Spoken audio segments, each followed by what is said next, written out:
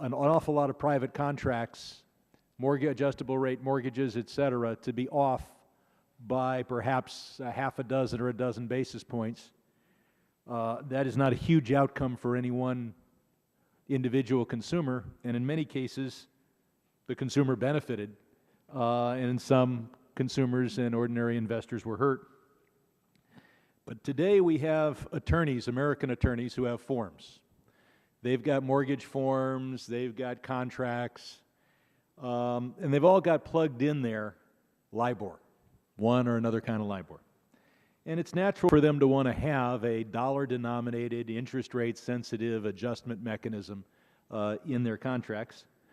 But I think now most of them would prefer to have one that is not a result of a few private actors acting privately.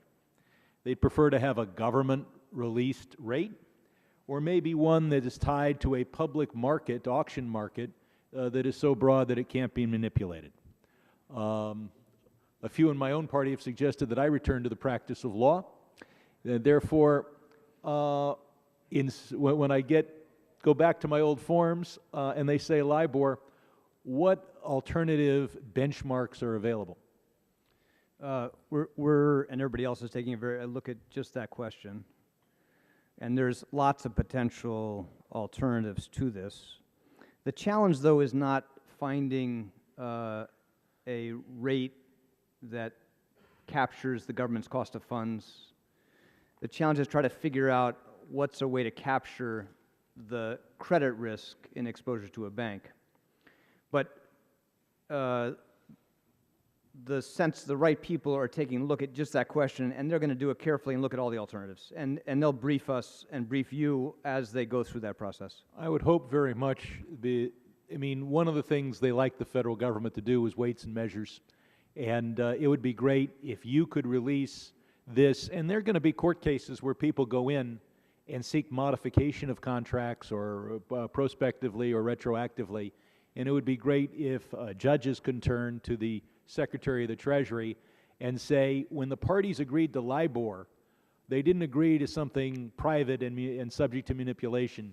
And the thing that isn't subject to manipulation that's closest is the report that I look forward to getting from your department. In your opening statement, you said, as we move forward, we must take care not to undermine the housing market, which is showing signs of recovery but is still weak in many areas. A few have suggested that one of the great things we could do for the federal Treasury is to eliminate the home mortgage deduction and eliminate the property tax deduction. That would no doubt drive housing prices down, and I wonder whether a decline in housing prices would be bad for the economy, bad for the deficit, but particularly bad given the fact that today we're not just a government.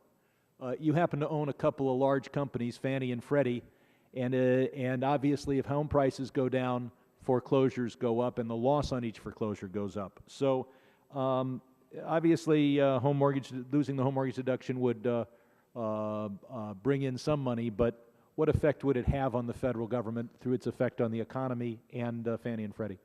Well, I think you were right in describing the effect, and I think that it's important to remind people that we have a very long way to go to repair the remaining damage in the housing market. And I think our overwhelming obligation now still is to be doing everything we can to give people a chance who can afford to stay in their homes, transition to other type of housing opportunities, take advantage of short sales, and repair and heal the terrible damage still out there. That has to be our overwhelming responsibility still, and we're going to continue to use all the authority we have, but also to encourage Congress, like we have in considering legislation to make it easier to refinance if you're underwater, do things like that that would help our broader objective. Need to be very sensitive to it still. And of course, as we do those things, we want to make sure we're not making the long-term problems worse for the country, the taxpayer, and we'll be very attentive to that too. Thank you. Chair recognizes the gentleman from Texas, Mr. Nagelbauer, for 5 minutes. Thank you, Mr. Chairman. Mr. Secretary, good to have you back. Mr. Secretary, I want to go back to April of 2008, and I think that's when